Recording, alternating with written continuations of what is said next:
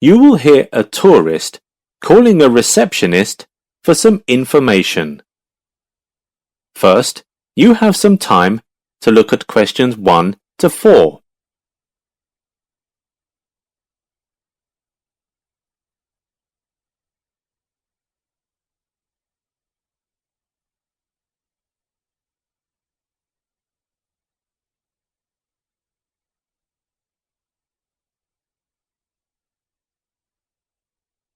Listen carefully and answer questions 1 to 4. Greek island holidays. Can I help you? Yes, I hope so. I have a friend who's just come back from Corfu, and she's recommended some apartments in Arillas. She thought they might be on your list. Arillas. Let me check. Can you give me the names? Yes, the first is Rose Garden Apartments. Could you tell me a little bit of information about the apartments? Its features and prices, for instance? Well, at Rose Garden they have a huge parking lot and it is free parking. So it can be very convenient for some big families who drive there to spend holidays. Oh, that's great. Our whole family will be going. And there's a big swimming pool inside which can accommodate over 50 people. We are thinking of replacing it into an aquarium, but it's still in discussion. That sounds exciting. What about the cost? $219. That seems reasonable. I'm just jotting down some notes. Now, the second one my friend mentioned was called Blue Bay. Blue Bay? Oh yes, in fact that's very popular and it has some special features. Really? The main attraction is the large man-made lake, and it's only around a kilometer from some shops. Is it much more expensive than the first one? Actually, it's $50 cheaper than the first one. That's mainly because they don't have a parking lot there. Moreover, we plan to install a lift, but we are currently short of funds, so we don't have it at the moment, and this apartment isn't really suitable for those with disabilities. Right. Now there are just 2 more apartments on the list. The third one is Sunshade Apartments. This one is on top of a hill with a huge parking lot. Each room used to have a nice kitchen, but we have turned it into a beautiful garden since our customers don't cook much, and they have shared barbecue facilities. Sounds great. Yes, it is well equipped. How much does it cost? $490. I don't think that would be within our budget, unfortunately. And the last one sounds a bit expensive too. The Grand Apartments. That one is quite reasonable. There's no parking lot, but parking on the street requires no charge. Many teenagers and businessmen have come here to spend their summer holiday, but children make the biggest part of our customers. There is a huge painting room for them. Sounds lovely. Okay, I will think about which one to book with my family. Before you hear the rest of the conversation, you have some time to look at questions 5 to 10.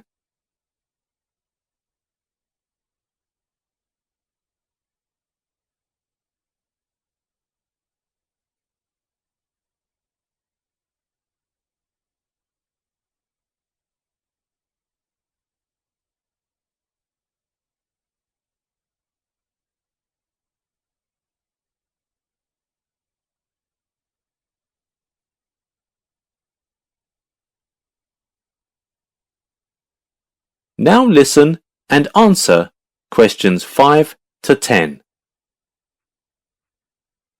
That's fine. We've got plenty of apartments here when you come.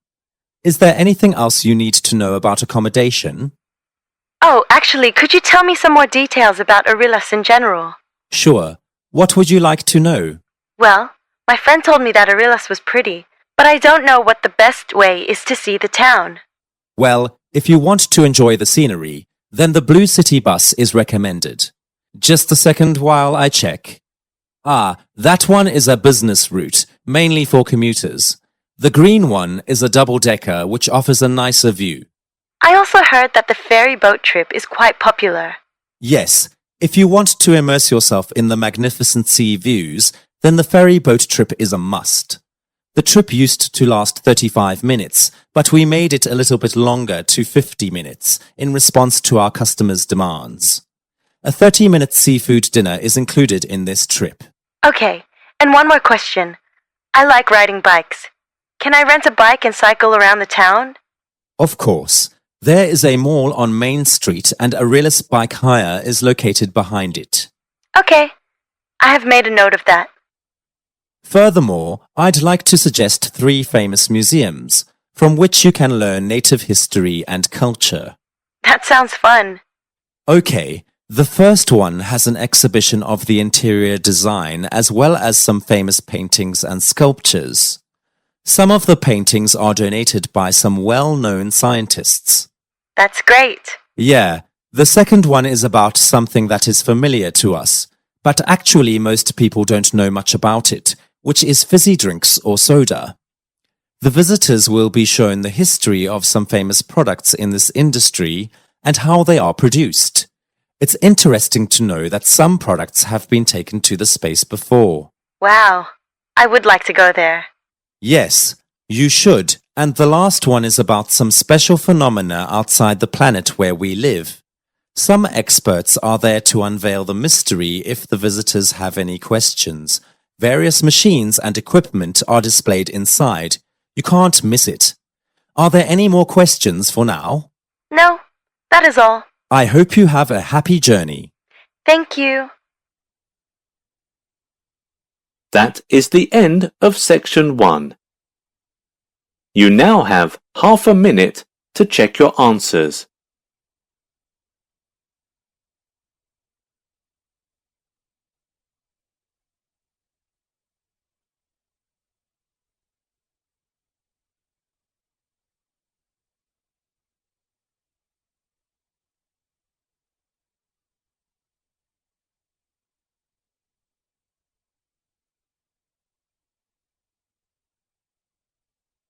You will hear a man introducing a skiing resort to a group of listeners.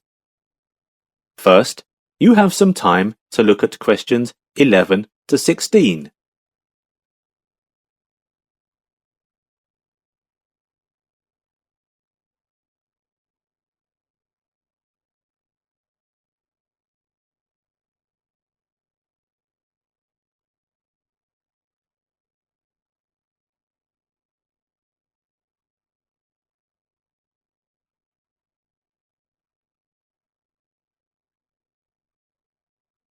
Now listen carefully and answer questions 11 to 16.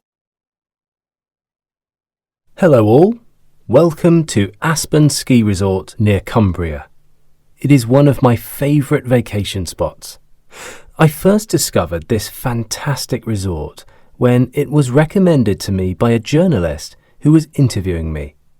I then contacted my travel agent for further information about the resort, and from the first time I visited the place, it was love at first sight. Now, when I don't have acting jobs to do, I would come here and relax. My parents were both geographers, and their profession afforded my siblings and I the opportunity to travel with them all over the world when we were growing up, visiting some of the places I had seen in the television documentaries I had watched. Their passion kept affecting me, and eventually I realized that traveling has been something I love for a long time. A bit of background on the Aspen Ski Resort. The area of Cumbria was first known as a vacation spot in the 1920s. However, that was only as a summer vacation spot. The area became home to a summer resort in the 1930s. In the 1960s, with the increasing popularity of downhill skiing, the first British ski resort appeared. The Aspen Ski Resort was established soon after in 1968, and the Cumbria area became a popular destination for winter skiing vacations. Although snow skiing is the most popular winter activity at the resort, there are also some other popular activities. In the spring, summer and fall seasons, playing golf is easily the favourite activity of most of the resort's guests. There are 5 top-ranked courses within a short driving distance of the resort, and the resort offers many packages for visitors during the warmer months. Also, throughout the year, many of the resort's guests like to visit the Great Waters Brewing Company. But it is under reconstruction at the moment. Also, many of our visitors take advantage of skydiving activities offered by a skydiving school, but the school is located in another town, which is about a 2-hour drive from here. Some people ask what activities are recommended in the nearby Edinburgh region. Many visitors to that popular destination often also visit either the hot springs near the city of Marlborough or the local market in the city of Jamestown. The hot springs are geothermally heated groundwaters that rise from the crust of the earth and are enjoyed by folks of all ages. However, the price of having a hot spa there is quite high this season. The Edinburgh Nature Museum is a great alternative. You will see details of the animals which are native to the area. Most visitors in the past gave really positive feedback about the museum. The market in Jamestown region has a nice selection of fruits and vegetables which are grown on farms in the area, and also a selection of fresh seafood. The market is not open this week. Please note that the Aspen Resort sponsors monthly education and entertainment programs which are open to the public. Previous programs have featured mountain walking in Europe and wildlife around the world. The upcoming entertainment program, which will take place at 7 p.m. May the 18th in the resort's conference centre, will be about the landscape of the United Kingdom. These events are free to those attending, but seats are available on a first-come, first-served basis. Before you hear the rest of the talk, you have some time to look at questions 17 to 20.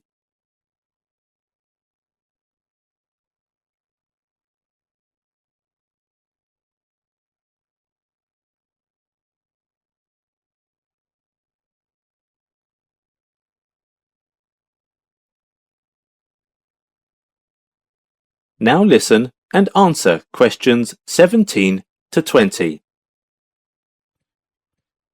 Finally, let me outline what some of the Cumbria area's other skiing locations are popular for. Lakeside is the oldest of the area resorts. Its popularity barely decreases over the years, and it was recently renovated. A newly built ski school there has attracted some attention, and it will be open to the public within a couple of months. Petersburg is well known as a training site for skiing teams. It's the home training base for Olympic champion Billy Randolph. Winterton is a resort that is well known as a place for inexperienced skiers. It has many different bunny hills for new learners, and it doesn't require any good equipment. Al Slops is a resort that will provide you with some special service. They have a certified staff that will care for your kids while you are on the slopes. For people who want to enjoy the beauty of nature, as well as having some exciting activities, these places are... That's the end of section 2. You now have half a minute to check your answers.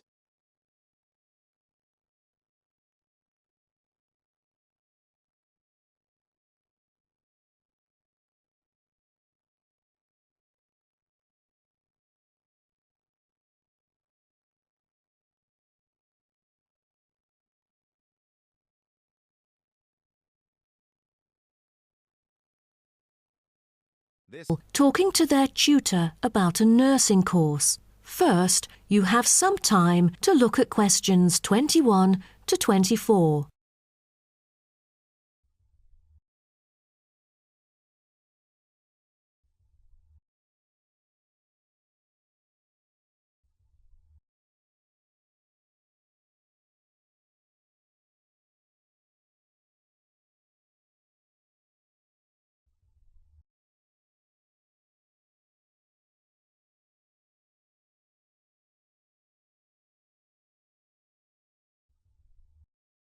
Now, listen carefully and answer questions 21 to 24. Helen and Paul, congratulations to you both for doing so well the past semester. You two have exhibited an impeccable performance during your first year in the nursing program. I'd like to get some feedback from the two of you to better improve the program and to provide guidance for our prospective students. I'd like to start with you, Helen. So, first of all, which aspect of the program impressed you? Well, to be honest, when I was enrolled into the course, I was expecting a group of classmates my age. But as I stepped into the classroom for the first time, I was surprised by the diversity. Most were in their 20s, but there were also those in their 30s or even 40s. As it turns out, the intergenerational communication has sparked intense debate and new thinking, and I think that's something special about the programme that I appreciate very much. What about you, Paul? What do you think of the program? For me, the group project we carried out last semester is another key feature of the program. The whole class was divided into 8 different groups, working on 8 prospective cases. Team-building sessions were conducted in a collaborative way most of the time. Comprised of 5 members, our group studied acute pancreatitis. During the process, we broke the task into different parts and assigned them to each member. We were then able to tackle the complex problem by pooling our knowledge and skills. More importantly, stronger links were established between the group members. Because of the project, we've all become good friends. That's true. According to graduates, group projects prepare them for the work world in which teamwork and collaboration are increasingly the norm. So tell me, Paul, what else do you like about the program? I want to be a registered nurse, working in a public hospital after graduation. So the internship provided is a valuable opportunity for clinical practice in a supportive learning atmosphere. However, I was amazed by the amount of written assignments, since I thought the course should have focused more on practice-oriented learning. Well, I have to disagree with you, Paul. The essays demonstrate your understanding of the course. For me, writing essays is a process that involves critical thinking, which challenges me to develop my points more thoroughly. I thus manage to gain a diversity of perspectives.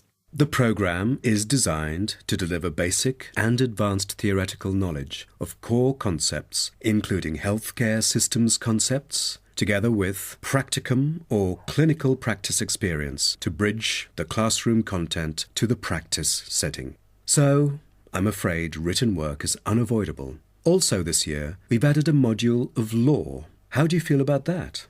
At first, we felt that learning law is kind of redundant and too time-consuming. After a few sessions, we realised that it is necessary in dealing with future medical disputes.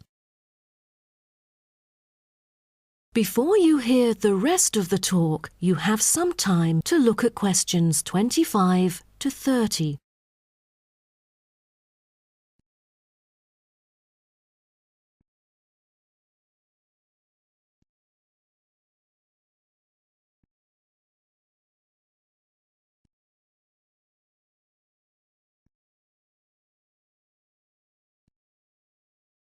Now, listen and answer questions 25 to 30. Do you have any suggestions for prospective students? What bothers me most is handing in essays on time. I almost missed the deadline once because there were 3 essays due within the same week, so rationalizing your time is critical. Well, that's true. The lectures deliver so much useful information. I have poor memory, so I kept making notes and revisiting them on a regular basis. To my surprise, at the end of the semester, I have learnt the key concepts by heart. How was the research? I heard that it was quite challenging. How did you manage to overcome the difficulties? That's true. The majority of us had no clue how to carry out the research at first. Fortunately, when I was digging up reference materials at the library, I sought help from the librarian. She taught me about finding the appropriate resources and choosing the proper research methods. Have you checked out the online forum? Yes, it has become a habit for me to visit the forum regularly. In a sense, it extends classroom learning. It is where the students post academic problems that they come across and get support from the faculty members. Some of my classmates didn't do so well during the placement tests. I feel that background reading is necessary. Lastly, do you have anything to say to the freshmen? I was really ambitious at first, trying to get straight A's on my transcript. I made tons of notes and worked hard even on the optional assignments to get extra credit. I stressed myself out before having an emotional breakdown. After consulting my advisor, I found it important to set realistic goals. Don't push yourself too hard. It is wise to sort out your priorities. Thank you for coming here today and providing valuable feedback on the program. Have a great summer break. That is the end of section 3. You now have half a minute to check your answers.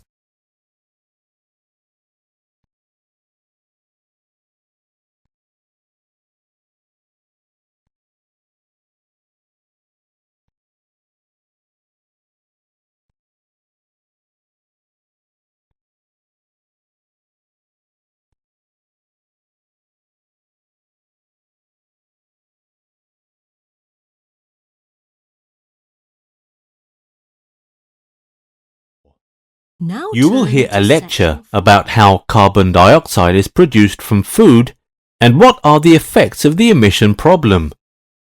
First, you have some time to look at questions 31 to 40.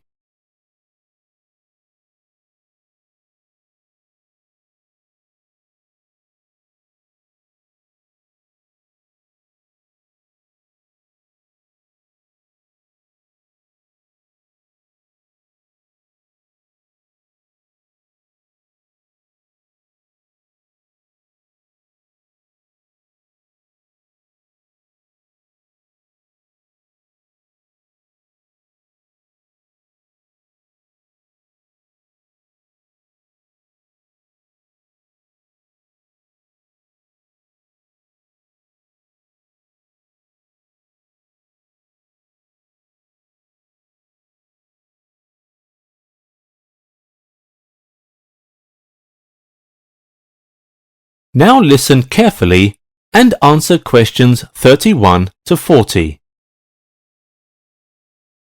Good afternoon, thanks for coming to today's lecture. In the last few decades, the environmental impact of food production and consumption has become one of the greatest concerns.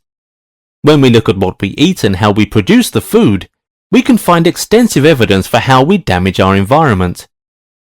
Greenhouse gas emissions may come from livestock such as cows, agricultural soils, and rice production.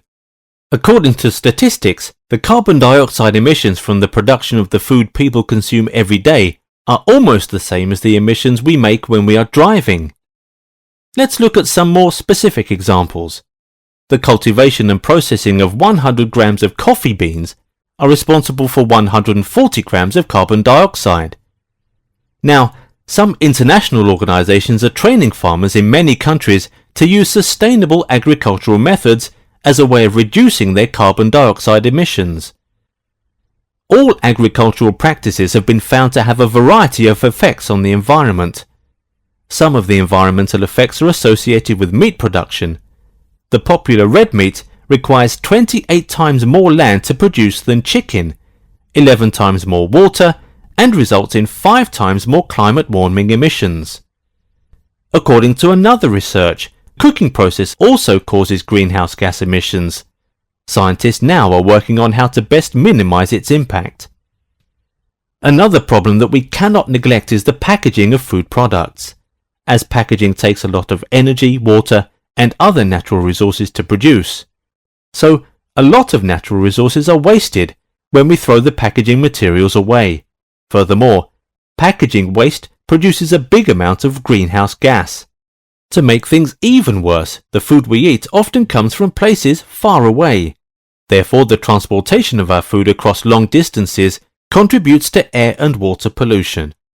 In recent decades, with the growing number of population, more food is in demand, so more land has been used to produce food.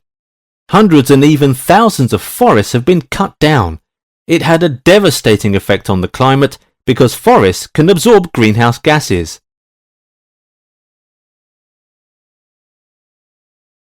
people in different parts of the world apply various kinds of farming practices. In most countries, cows and other livestock are kept on the farms, while in some countries they are kept in a restricted area on a mountain, but they all contribute to the carbon dioxide emissions. And for animal agriculture, the problem can be more serious because the livestock need food all the time. In America, cows eat an overwhelming amount of corn and soybeans each year. In order to create a better world for us and our future generations, we should adopt sustainable agriculture.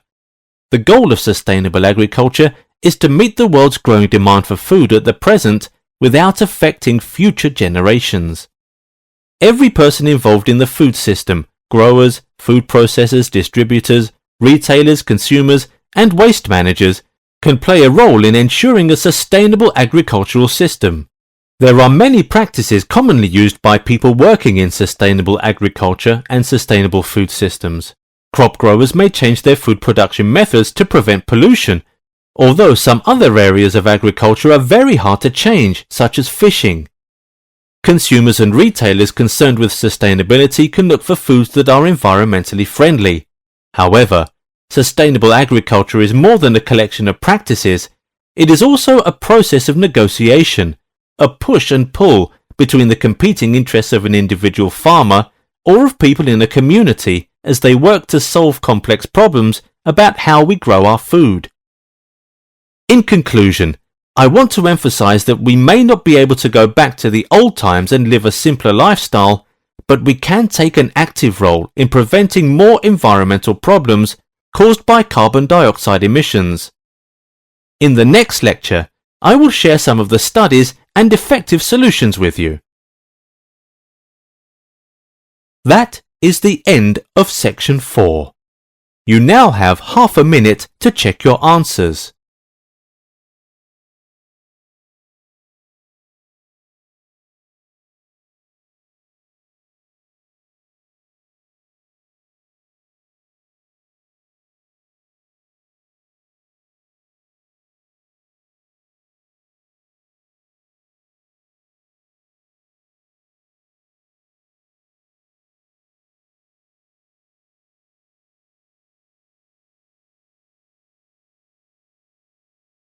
That is the end of the listening test. In the IELTS test, you would now have 10 minutes to transfer your answers to your answer sheet.